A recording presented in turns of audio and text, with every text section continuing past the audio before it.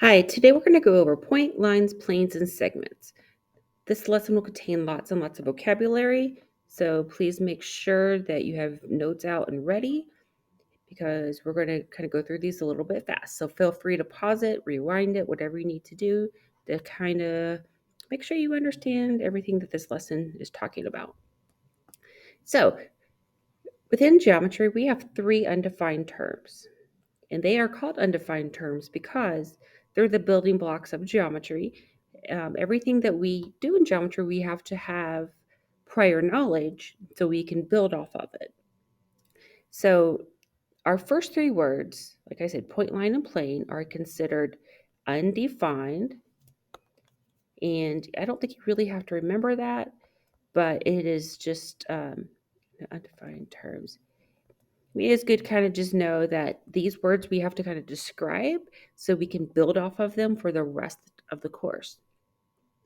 Now, we're going to start with a point. A point is not just a dot within geometry class. A point, it indicates a location. It has no size. It has zero dimension. Okay, so if it has zero dimension, it means it is not, there's nothing there. Okay, so now we need a way to draw it and to name it, but we're going to draw and name something that's just a location, that's not a physical thing. So this is kind of a weird scenario. So we name it by using a capital letter.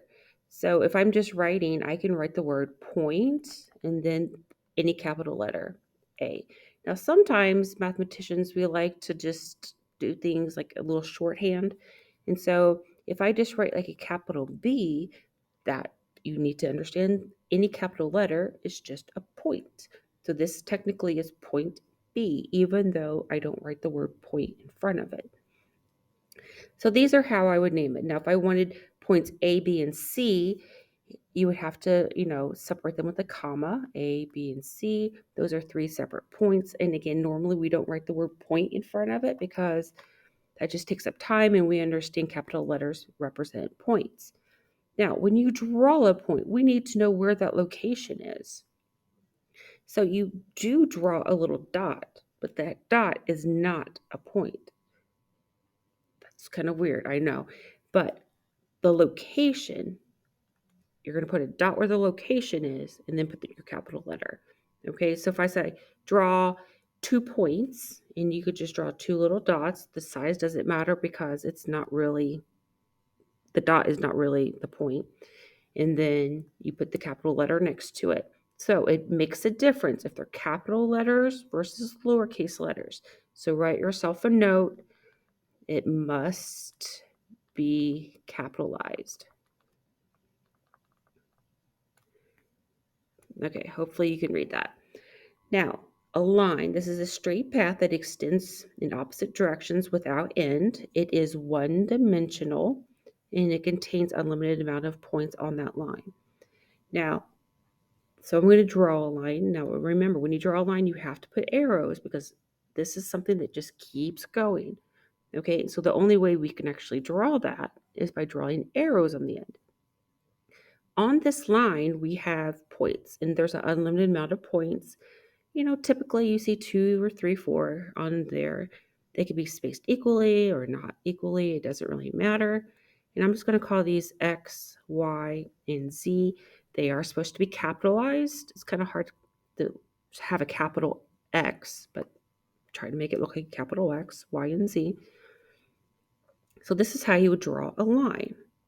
Now I'm going to name that by 2 of those points. So name by 2 points on the line.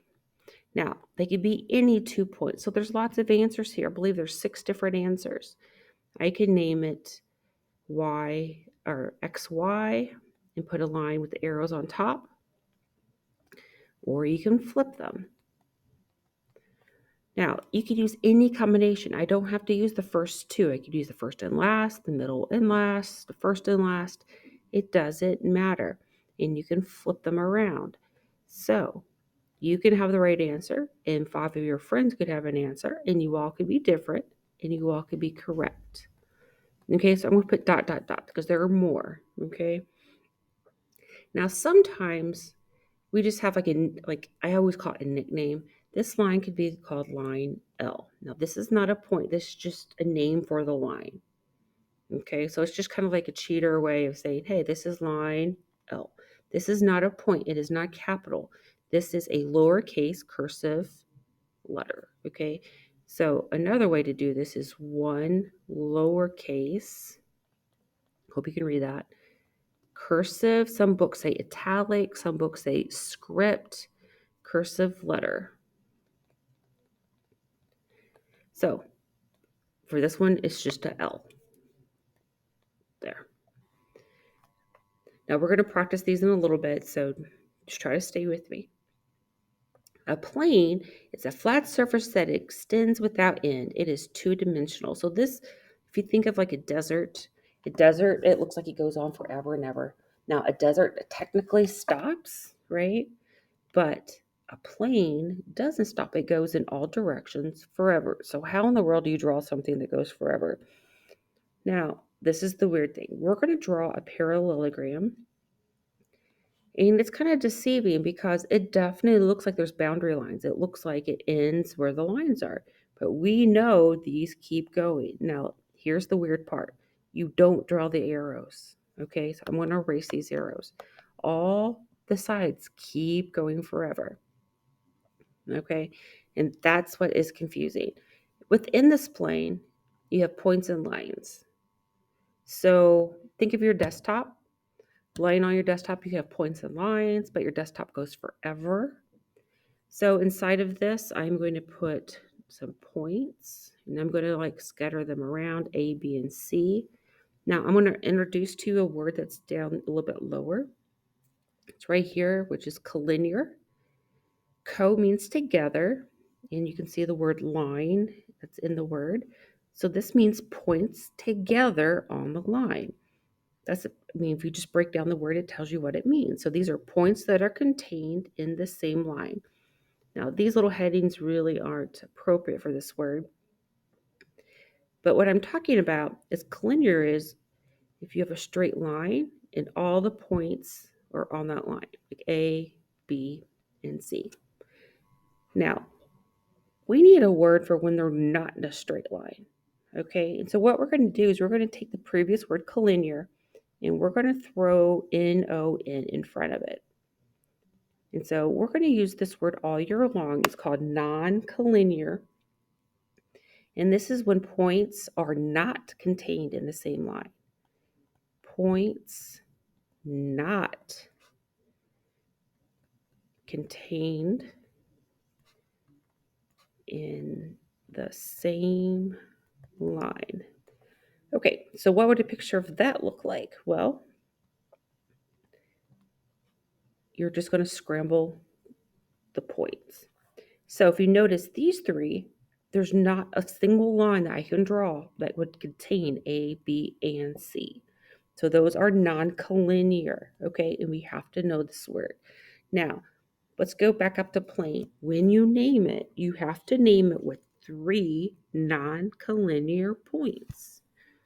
Name by three non-collinear points. Okay, so I'm purposely going to put like D here so they're in a straight line. And we have a word for that, collinear. I cannot name this plane A, C, D because those are supposed to be straight in a line. If they don't look straight, we're going to pretend. But I can name it any combination of 3 points that do not make a line. So there's lots of combinations. The order doesn't matter. I could say A, B, C, or any combination of those three. I don't have to start with A. I could say B, C, D, any combination of them. I could say A, B, D in any combination. So there's many, many answers here. Now, up above in point, remember how I used a comma? I don't use a comma now because this is just a name of a point or of a plane, and I use 3 points to represent that. So I would do like A, B, C. And remember, these can go in any order. So dot, dot, dot. Let's pick another set that would work. A, B, D. And remember, you don't have to go in that order. You can spell words sometimes bad, dab, All right, so there's lots of combinations.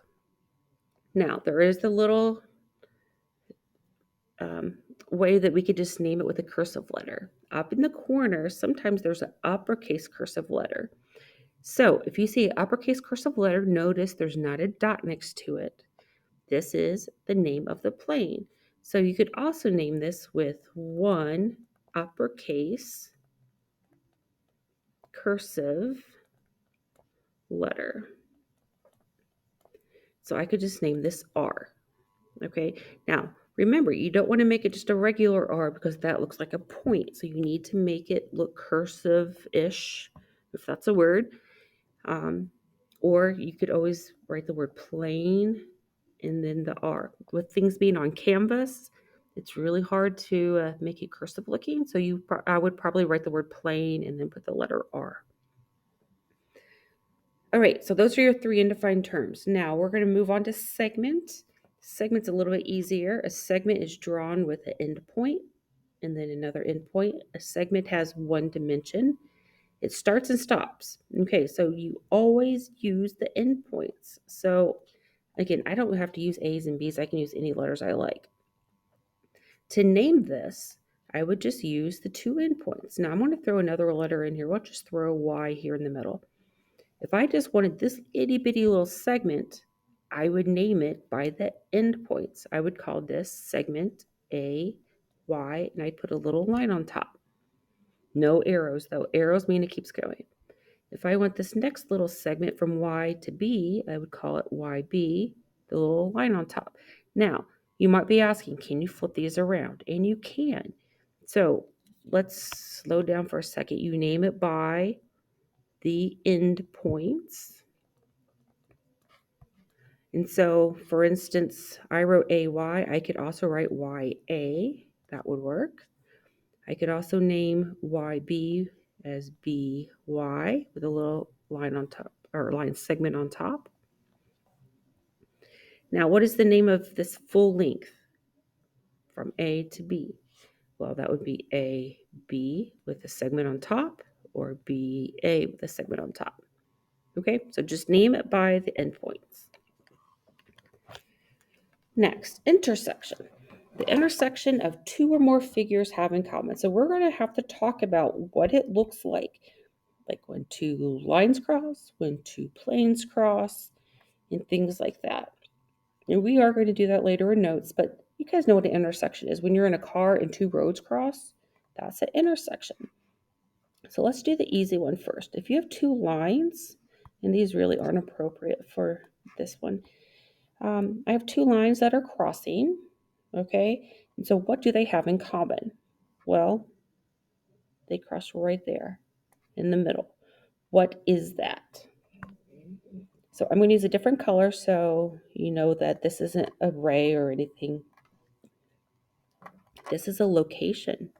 So when two lines cross, two lines intersect, that's an EECT, to form a point.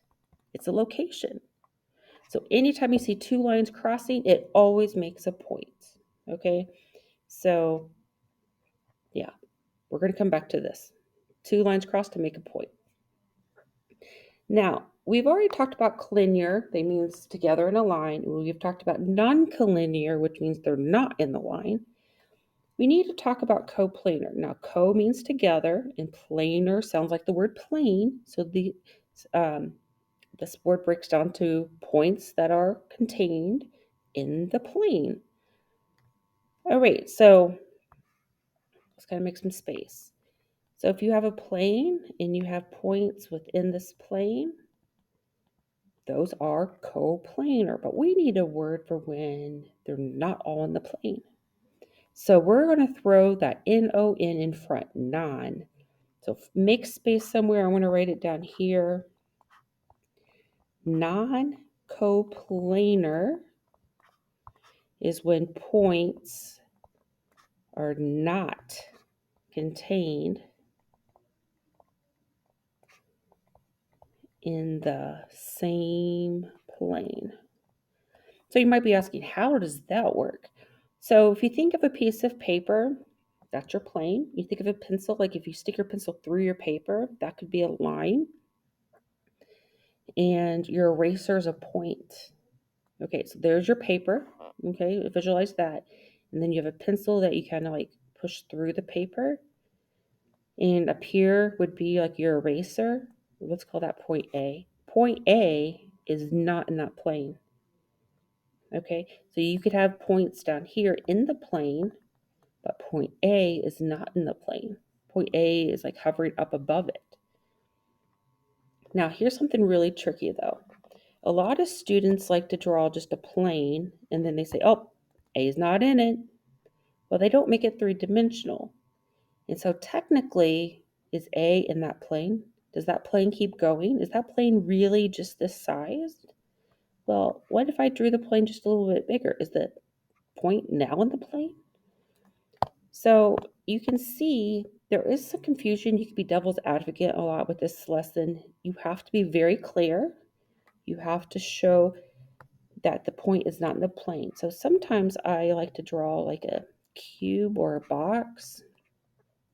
Now, technically, there's 6 sides. You could just draw 3 if you wanted to. So point A is on this plane, and point B and C and D, those are supposed to be non-collinear, are in that plane.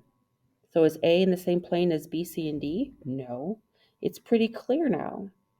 So be super careful and try to draw a little bit three-dimensionally if you can. You don't have to be an expert.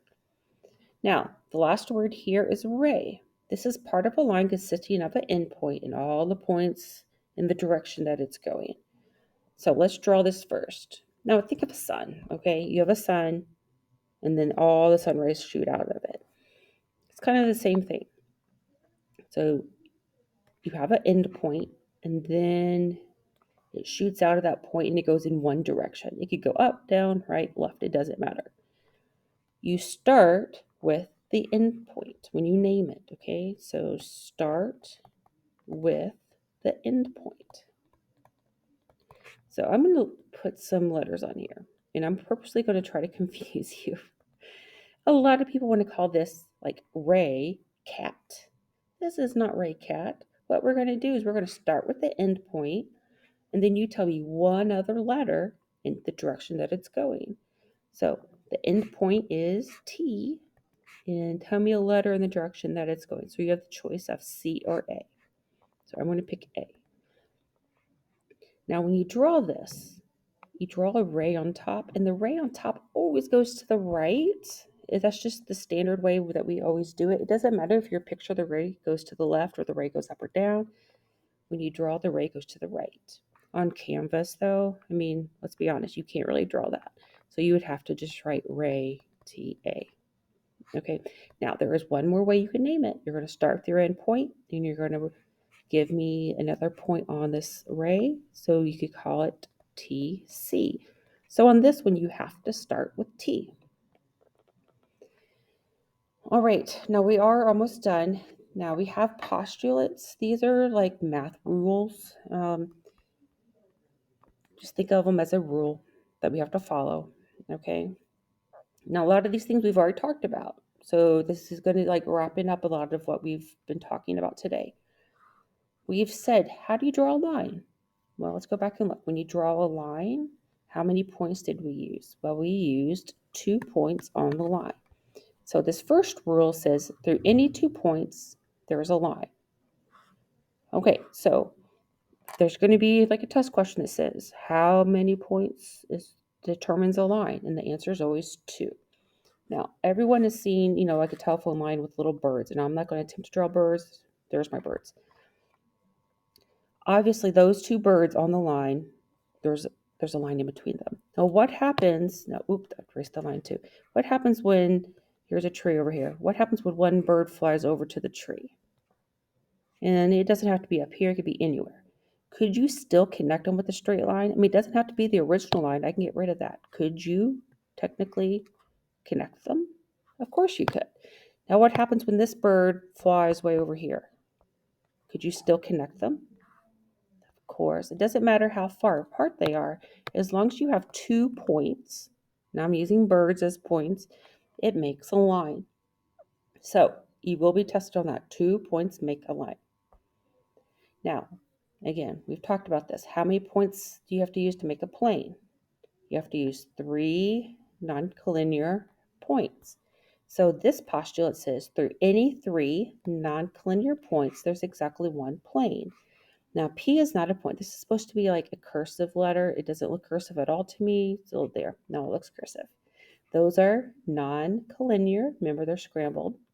So 3 non-collinear points make a plane, and we know that.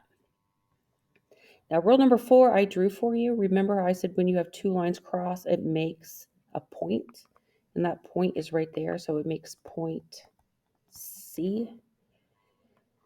Now, this is the picture I struggle with drawing right here. It's when 2 planes intersect. Now, this is kind of abstract to think about. These planes go on forever. So if you have planes that go on forever, where they cross, that intersection goes forever. So this is where they intersect. So remember, when 2 planes intersect, it always makes a line. So 2 lines intersect, it makes a point. 2 planes intersect to make a line. All right, so now we're to another postulate, which means it's a rule. It's called the segment addition postulate. Now, notice there's nothing above these letters. Like for segments, I taught you, like we write segment AB and you put a line on top. That's a segment. But what is AB? My computer keeps jumping. Without this segment on top. Now, this is another math shorthand thing. Now, we mathematicians kind of don't like writing stuff out. So this is shorthand for my computer's being silly. If I wanted to write, and I'll write it up here, AB, segment AB, let's see, versus AB. There. My computer works up there. Okay.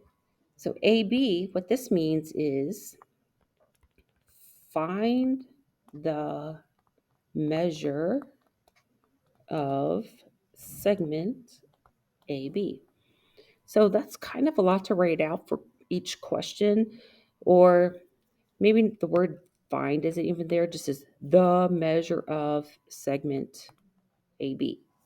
So if I were reading this, I would say the measure of segment AB plus the measure of segment BC equals the measure of segment AC.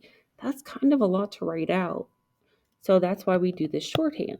Now I'm going to give it to you even more in shorthand. We're going to take this left side of the equation, which is segment AB, and then take the right side, and it's going to equal this whole thing.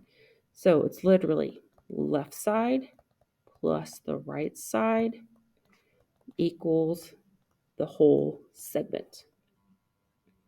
Okay, so this first one's really, really easy. And when we do this, we have to write it out using like algebra. So the left segment is PQ, the segment of PQ. And then the next one is QR, and it equals the measure of PR. Then we're going to go back and plug in the numbers. PQ is 8, QR is 3, and we don't know PR. Can we figure out PR? Of course we can. We're just going to add these two together, and we get 11. All right, so let's do this with some variables. Let's take the left side plus the right side, and it's going to equal the whole thing, and they tell you the whole thing right here, which is 39. Now let's grab a calculator. What we're going to do is we're going to combine like terms. So on this side, let's combine terms together. So 9x and a negative 3x is 6x, and 7 and 20 is 27. Then let's subtract 27 from both sides. So 6x equals 12. And then divide to get 2. Now, most of the assignments are going to have you find x, and then they're going to say things like AB equals blank. and BC equals blank. Well, how do you do that? Well, what's going to happen is you're just going to take this answer and plug it back in up here. So to get the length of AB, you're going to say, okay, 9 times x, which is 2. 9 times 2 plus 7. So 18 plus 7, which is 25. Now let's plug it into here now. So negative 3 times 2 plus 20. So negative 6 plus 20, which is what, 14? Now we can check it. If you add these two together, it should equal 39. And let's add 5 and 4 is 9. 3, well, I just said the answer. 2 plus 1 is 3. So that is the full length of AC. All right, so guys, I know it seems like a lot, but it gets really easy after a while. Let's try the next one. The left side is 2x. The right side is 3x plus 5, and it equals the full length, which is 40. Combine like terms. So 2x and 3x is 5x. And let's subtract 5. So 5x is 35. And so when you divide, you get 7. All right, now we have to practice plugging it back in. So what is the measure of AB and what's the measure of BC? All right, so 2 times 7 is 14. And 3 times 7 plus 5, so 21 plus 5 is 26. When you add these two together, you should get 40. And you do. Yep. All right, so this is the last one. Now, there's a vocab word that is not on your sheet, and we need to go over it. Yeah, it's not there. Okay, it is the word midpoints. It will be on your homework. I hope you made it this far in the video. So the definition of midpoint, now let's break this down. Mid means middle and point. So it's literally the point in the middle. So the point, and this is going to be my definition, not the official definition. The point in the middle of a segment. All right, so it divides into 2 equal parts. Okay, so if you have, I just wrote out an example here, example 4. Now this one's different than the segment addition postulate. They tell you it's the midpoint. So this is the point in the middle. So think about if you have a candy bar and you're sharing it with your best friend or with someone. And so this is the midpoint, the point in the middle. So you break it in the point in the middle. What do you know about your piece versus yours versus their piece? They should be equal if you cut it down the middle, right? So your piece, which is the left side, should be equal to their piece, which is the right side. So notice we're not doing left side plus right side equals the whole length because we're applying this new vocab word of midpoint. It's in the middle. Okay, so to solve this, I'm just going to subtract 4x and get 4x, and then divide by 4. So x is 2/4 or a half, or 0.5. So, all right, that is it. You made it through. Please reach out and send me a message if you have any questions.